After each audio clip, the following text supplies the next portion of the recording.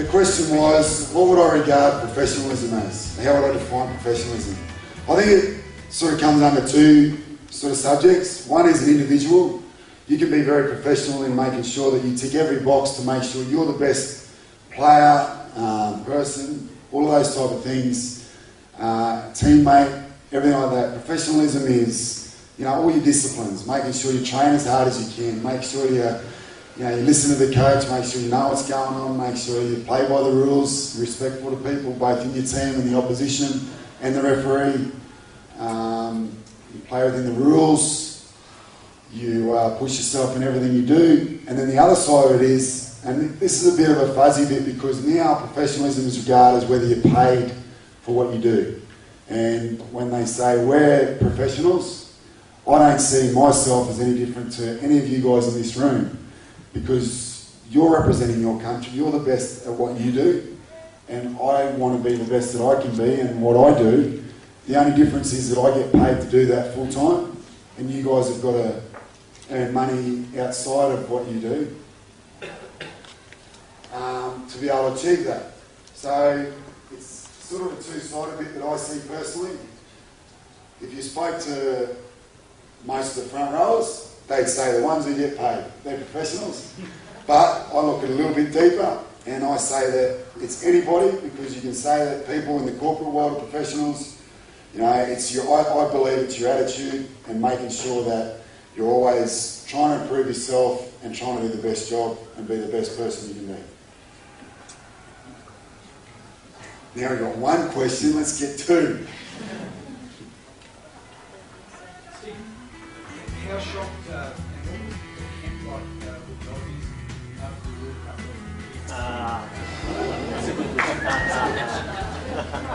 I don't think anyone heard that, No, seriously, it was a tough time for me, because we had our captain's run, last training session, and I've gone to take off to put a bit of pressure on Big Greg Inglis, and I tore my calf.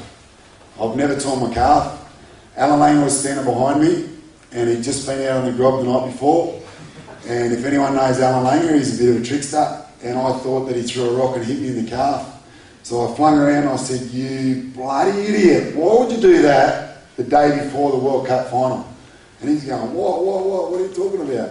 Our trainer comes out, Ronnie Palmer, and he said, "What's up, mate?" I said, "I felt this thing like a massive whack. I think Alf threw a rock at me and hit me in the calf." Rock or a golf ball, something like that. I was looking for it on the ground. And he goes, "Don't worry about looking for it, mate. You've snapped your calf." So I went through a really bad 24 hours, because I've never played in a World Cup. That was my first time. Everything was going good.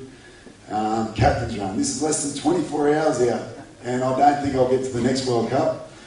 I'm nearly 40 now, so it's another 4 years away. But it was a funny game, and I was going to, I spoke to Julie about this before, and something that I've learned since I've been in New Zealand is the big psychology side of how Australia is so much more stronger and more tougher than New Zealand in sport.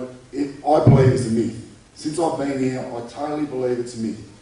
And I think that game typifies that, because we're up 10-0, and usually as the game goes, the Kiwis keep trying more and more fancy stuff. It doesn't come off. We just stick to our guns, and before you know it, we're up by 20, and it blows out after 60 minutes. It's a tough game to start with, but then we roll over the top of them. And that started to happen. And I know a lot of the Kiwi boys, because they're in my own team. I could see it on their face. They're going, "Holy shit, here we go." Darren Lockyer's over the try line, goes to put the ball down, looks like a try, video referee, pull me ref, of you. He decides to go upstairs. It's not a try, spewing. But the Kiwis go, "Oh, hang on." They get the ball back on the 20, because it's a knock-on over the try line. They go 80 metres to score a try. Against their own play, but score a try. And you can see them going, "Oh, it's only 10-6. Then, basically off the next set of 6, they go 100 and score another try against their own play on the 5th tackle. Luck goes their way, but they scored. It's 12-10. And you can see our guys going, well, this isn't supposed to happen.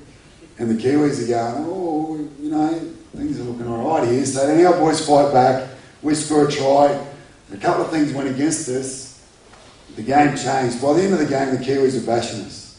And we started to do things that the Kiwis normally do. And the Kiwis started to do stuff that we normally did. They just kept putting more hammers into the coffin, and you know, our guys didn't handle it at all.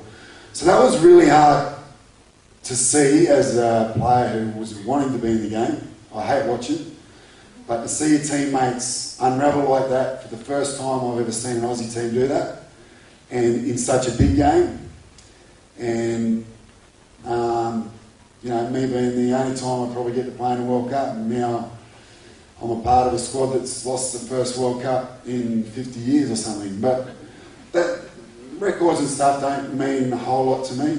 Like, I wanted to be a winning member of an Australian World Cup team. I know how much of an impact it's had here on Rugby League in New Zealand, which I'm all for as well. That's one of the reasons why I came here. So it was very hard for me because I hated that happening, but I was also very happy for the boys because I knew how hard they worked, and I knew how great it'd be for this country and Rugby League, and how hard we'd have to bounce back, which has been good for us because, you know, maybe we were just cruising along a bit thinking that we were going a bit better than what we were. So, yeah, it's one of my toughest moments in my career because I had to watch it, and you just, yeah, it wasn't good. Being in Queensland as well, that's home. I had a stadium I loved playing at, and to be sitting there with my brother-in-law who injured his leg the week before. So I think all the Kiwis had their voodoo dolls out, both the Warriors boys out. But, you know, whether we played or not, I don't think it really would have made a difference. It was just the way it was, and that's history, eh? You just move on, and yeah. So we won the Anzac Day Test, but it's not as big a trophy as the World Cup. And I don't get asked that question much since I've come back. Steve, I was just going to ask for your tip for the men's open against Tasman. Yeah, I think it's going to be a really tough competition. You've got to understand, I've got to live here. I love Australia, and I'm very proud to be Australian, but I also like to be very safe in my home. Everybody knows I'm very proud Australian, and I support the Aussie team, but I've got a lot of respect for all New Zealand teams. I've learned so much, not just about the sporting teams, but about the culture since I've been here, and you know, very proud to be a part of it. It's been huge for me and my family, and how we've been accepted here. So we come along, mate, just wanting to watch some great touch, and you know, hoping Australia will win. But if we don't, I'll know that it's only because a very determined New Zealand team's played very well to do it. So, I know it's going to be a great tournament for the three different grades. Heard all about what happened in Wollongong, and I know the what do we call black balls? Touchbacks. So most New Zealand teams, whatever they're called, you just have black. So it's all blacks, you know, black sticks, black cocks, all that sort of stuff. There is a team called the Black Cocks. Sorry, guys and girls, I didn't mean that. Maybe that's a new name. But you know, it is something that, as an Australian, I wasn't really aware of. And you know, you can see the guys do the haka, and you know, we all say, oh, that's great seeing them do that, and it's not great to be standing on the other side of it. But you know, what really impacted on me when you go around the provinces and you're actually welcomed into a marae, into a village, and how passionate an 11-year-old kid's doing it. I wouldn't want to be facing him. I'd rather face Ruben Wiki. Like, this kid would rip your head off and not even worry about it. But that's the passion and the pride that the New Zealand people have about what they represent and where they're from. And it's taught me a lot, and it's why I'm so passionate about representing Australia when I get the chance, because I know the guys I'm playing against, they're very proud of what they're representing and what they're doing. So, you know, it's a big lesson I've learnt. I thought I was very proud of Australia before I come here, but I've gone up to another few levels, certainly since I've been here.